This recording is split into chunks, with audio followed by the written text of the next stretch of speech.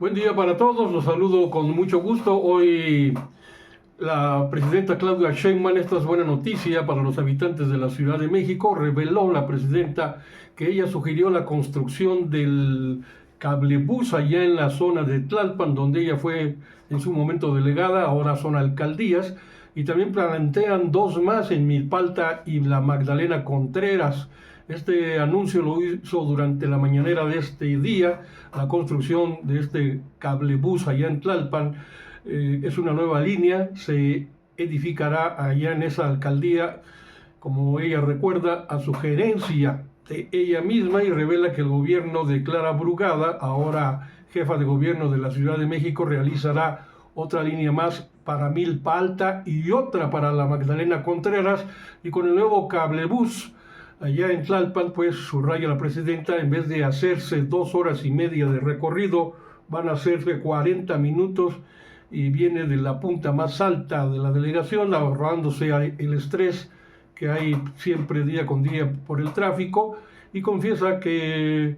el cablebús también ha sido inspiración de otros gobiernos que lo han realizado, como el de Bolivia en la época de Evo Morales y también de Colombia, y resalta que la construcción de esta línea de cablebús durará cuando menos año y medio y tendrá una inversión de 4.500 millones de pesos,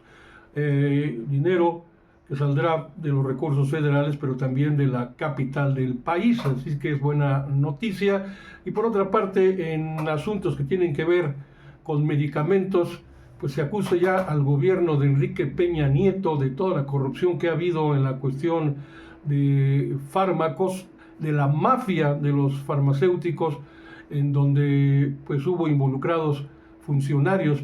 precisamente del gobierno de Enrique Peña Nieto, y todo esto derivó en grave corrupción en Birmex. Claudia Sheinbaum expresa que esta corrupción en Birmex pues ha retrasado o retrasó la entrega de medicamentos, pero que su gobierno decidió parar este tipo de conflictos de interés o corrupción que se pudieron presentar, y resalta que en este caso también ha influido la mafia de las farmacéuticas. Recuerden los nombres simplemente de Manlio Fabio Beltrones, de Roberto Madrazo y otros delincuentes de altos vuelos, alrededor precisamente de los medicamentos, de la compra, venta, distribución de medicamentos, y explica que las que ya habían ganado supuestamente con sobreprecio, empresas farmacéuticas, y que hablan con otras farmacéuticas, pues para evitar que participen y se asocien, y pues empiece la bola de la corrupción entre conflictos de interés, funcionarios públicos, privados, y destaca que entonces el trabajo de Eduardo Clark y Raquel Buenrostro para poner fin y parar cualquier tipo de daño patrimonial, dado que se hizo antes de que se adquirieran los medicamentos, se removieron ya a todos los funcionarios y que están bajo investigación en Birmex. Cambiamos a una buena parte del equipo de esta institución Birmex, que habían llegado pues con nosotros. Cuando llegamos, ahí estaban, y otros que estaban desde la época de Enrique Peña Nieto, todos fuera. También, por otra parte, en esto de los medicamentos hay buenas noticias. Vamos a irnos despacio con este asunto que es importante,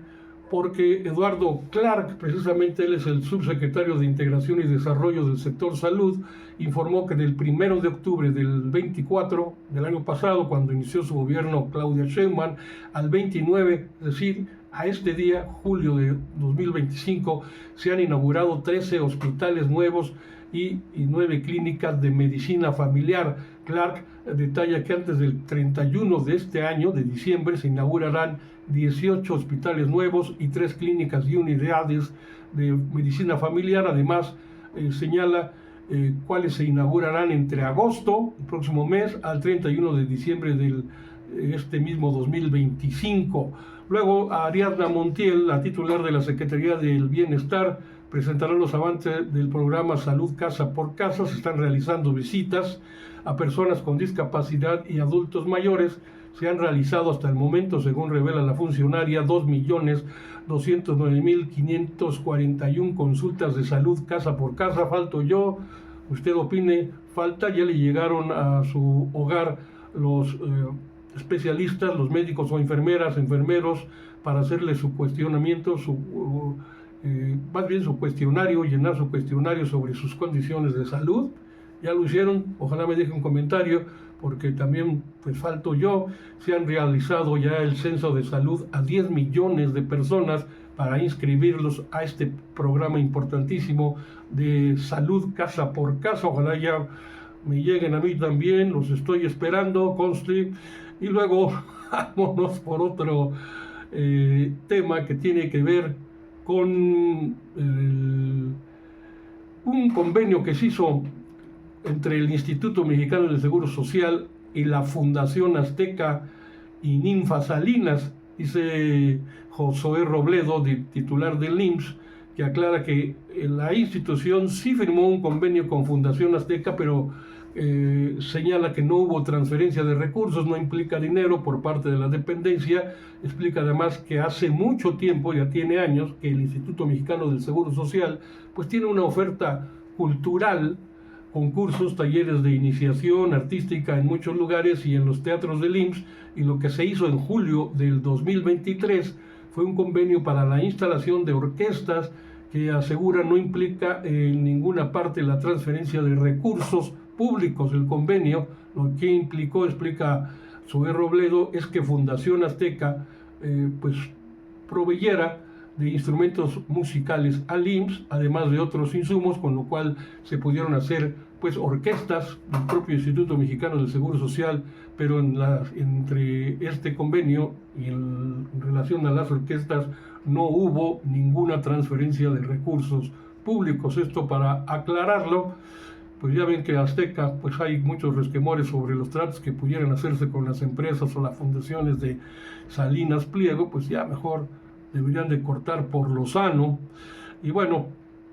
seguimos con más información. La cuestión de este asunto de los acordeones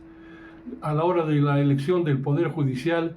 y luego las multas que impuso ya el Instituto Nacional Electoral, el INE, pues la presidenta dice hay que esperar a la resolución final del Tribunal Electoral del Poder Judicial de la Federación. Vamos a ver qué dicen desde ahí, desde este tribunal, puesto que las determinaciones del INE han sido contradictorias. En una ocasión resuelven algo y en otra ocasión resuelven otra cosa muy distinta, según la crítica de la presidenta